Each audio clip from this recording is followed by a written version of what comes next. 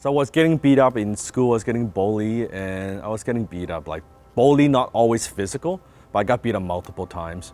And I was just sick and tired of it. So one night, I was watching cable TV, was flipping through the channel, and I saw this guy, this man. And the movie was Return of the Dragon by Bruce Lee.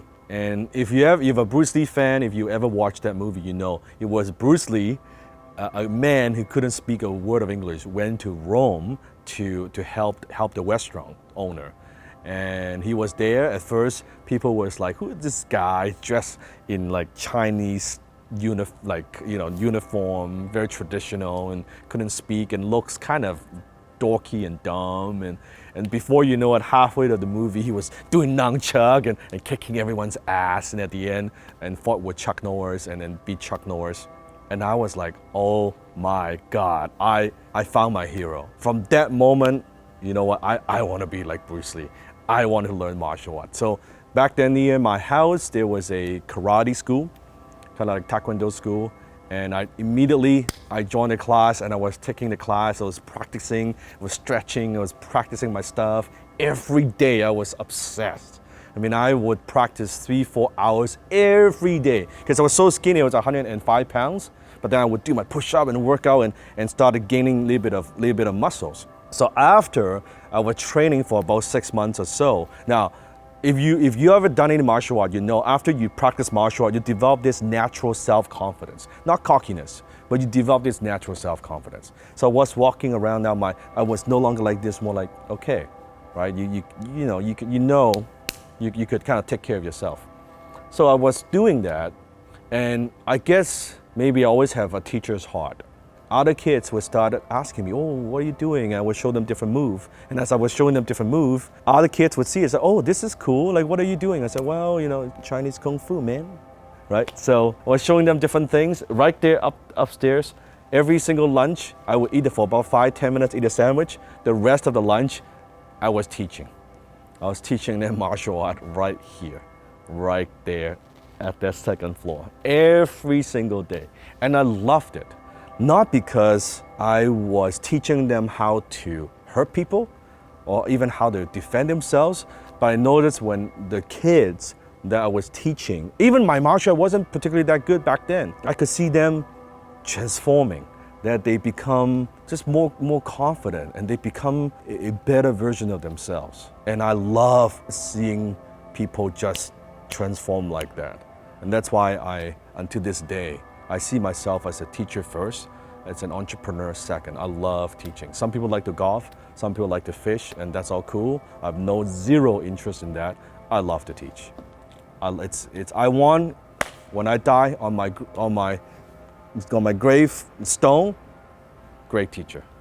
It all started here. Now, fast forward the story. So I was now teaching and teaching and teaching, and grade 12, there was a talent show. And because I'm such a big fan of Bruce Lee, if you know Bruce Lee, Bruce is not just a great martial artist, he's a great showman. And he would do these demonstrations and 1-inch punch and a side kick. And I always envision he's my hero. And keep in mind, because my mom and dad got divorced, so I didn't actually have a father figure. So Bruce Lee kind of became this virtual father figure for me. And there's a stage right there in the back, and there's a talent show, and some people were singing, some people were dancing and stuff. It's me, a couple of my students. I had the board, I was breaking board, I was doing the side kick, sending people flying, I was like doing the 1-inch punch and doing all kinds of stuff. And all the Caucasian kids saw that. Nobody beat me up afterwards. Nobody would even now they're like, they leave me alone.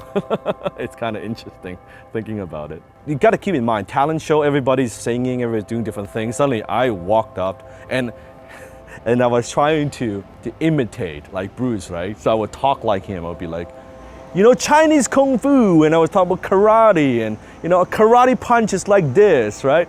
It's like a bar, you go whack, but a Kung Fu punch is like an iron ball with an iron chain attached to it, and you go whang, it hurts inside. I would talk like that, right, on stage. It's so hilarious now thinking about it. I'll do my thing. And see this, people think you need a lot of distance to generate power. That's not true. Look, I can generate power with just 1 inch, and boom, I would have a phone book in front of the kid. I would hit him, and he would, knock him out, knock him down, and that kind of stuff. And people were just like mesmerized by it. It didn't require too much talking. It was more expression of my physicality. So I had stage fright, but when I'm in the zone, when I'm teaching, my mind doesn't go there that I am speaking. I'm just teaching, right? I'm doing my thing. So I guess indirectly that built my self-esteem, that built my self-confidence, for sure. That's why I owe a lot of what I have today, my character, my personality, a lot of that came from martial art. There's no doubt in my mind. As a businessman, as an entrepreneur, as a husband, a lot of philosophies I learned from martial art. I learned a lot from Bruce Lee, obviously. You learn to focus, you learn self-discipline, you learn respect, because we learn how to bow, right? You learn to be patient, you learn to know that you need to put in effort, you need to put in time to develop a skill set. And also you learn to be aware of your own flaw. You learn to eliminate your own defect. That's what martial art is about. Every step of the way, you learn how to eliminate your own defect. You learn to, hey, you know what? I'm punching this way. It's not enough power. It's not enough speed. My timing is not good. Or whatever it might be. But you learn to develop. You learn to hone your skill set. And that's through that process you learn about yourself. It's a self-actualization process.